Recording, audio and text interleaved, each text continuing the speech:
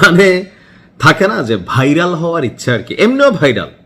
ওই জামাইয়ের বুড়া জামাই বিয়ে করে পয়সা টয়সা কামাইয়া ব্যবসা কইরা মাশাল্লাহ যথেষ্ট এস্টাবলিশ ছিলেন, এমনকি অনলাইনে ভালোই পয়সা টয়সা কামাচ্ছিলেন। তো জামাই মারা যাওয়ার পরে আমরা দেখলাম যে 3 মাসও হয় নাই আবার আরেক বিয়ে করলেন, মাশাল্লাহ ভালো কাজই করছেন, ওদিক থেকে তিনি ভাইরাল। কিন্তু নতুন কইরা ওনার ভাইরালের কুতকুতি উঠছে, ক্যারেক্টারটা অনেকের কাছে পরিচিত। তিনি হচ্ছেন যে আপনার সোশ্যাল মিডিয়া ইনফ্লুয়েন্সার হিসাবে রুবাইয়াত ফাতিমা তনি।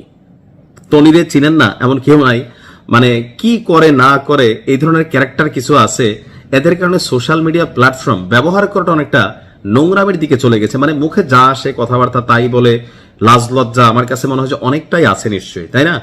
আজকে কি করছে দেখেন, জামাতের নিবন্ধন বাতিলের জন্য প্রধানমন্ত্রী তারেক রহমানের কাছে একটা চিঠি পাঠিয়েছেন এই তনি।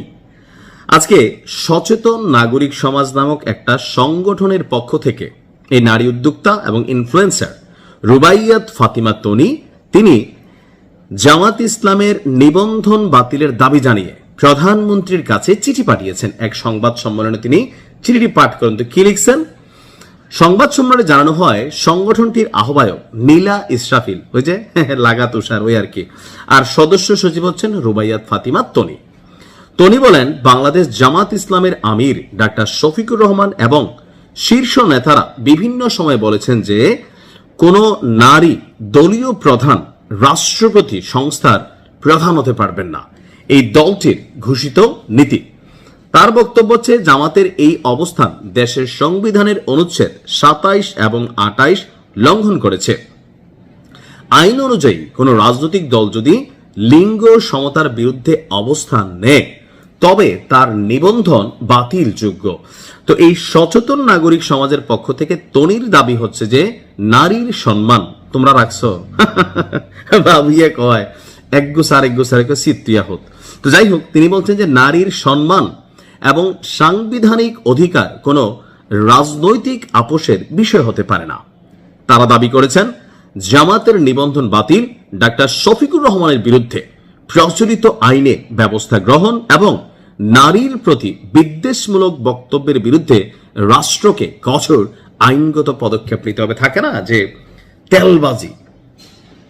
জামাত আমিরের এই বক্তব্য কবে দেখেন, আমি কোনো দলের পক্ষে আমার অবস্থান নেই না। আমার কাছে মনে হয় যে রাষ্ট্রকে যারা উত্তপ্ত করতে চায়, অহেতুক কোনো বিতর্কে জড়াইতে চায়, মানে একটা রাজনৈতিক ফায়দা অ্যাডভান্টেজ নিতে চায়, দলকে তৈলবাজি করতে চায়, জনাব তারেক রহমানকে এখন তেল মারার চেষ্টা এই নারীর তনির।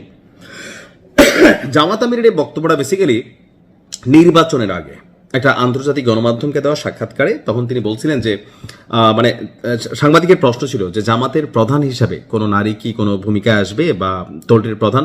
তো জামাত বলছিল যে না, তাদের দলীয় প্রধানের যে জায়গাটা সেই জায়গাটাতে আপনার নারী বা জামাত যদি ক্ষমতায় যায় তাহলে সেই ক্ষেত্রে প্রধানমন্ত্রী হিসেবে নারী পদ বা রাষ্ট্রপতি পদে নারী পদটা আসলে তারা এটা অ্যালাউড করবে না, এখানে তারা পুরুষ পদ চাইতেই পারে। এটা দলটির নীতিগত ইস্যু বা এখানে আসলে ওই রকমের বড় কোনো ক্যারেক্টার নাই। কিন্তু এই বিষয়টা নিয়ে নির্বাচনের এতদিন পরে যখন জামাত ক্ষমতায় যাইতে পারে নাই, তখন ঝোঁক বুঝে কূপ মেরে হয়তো কোনো সুবিধা অথবা এই মুহূর্তে সোশ্যাল মিডিয়ায় ভাইরাল হওয়ার ইচ্ছা এই তনির।